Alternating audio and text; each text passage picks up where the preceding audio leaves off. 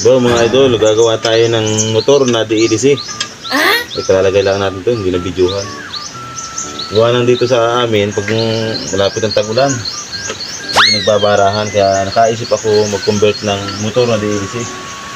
Susubukan natin kung magkakaayos. Oh, wow! Ayan mga idol, hindi ka na kailangan magpatulak. Itutulong sa iyo ito EDC. That's awesome! Kaya maya lang ayos na ito. Yan. Alagyan na po natin siya ng lock. Yan.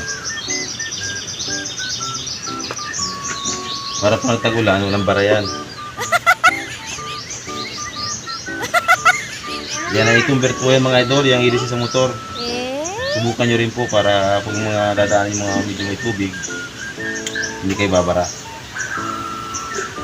Ay, hindi kayo mabara sa mga kwan, mga putikan. Kung dito barahan talaga po ng tag-ulan.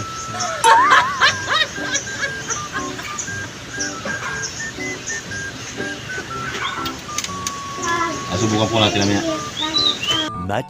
Much later.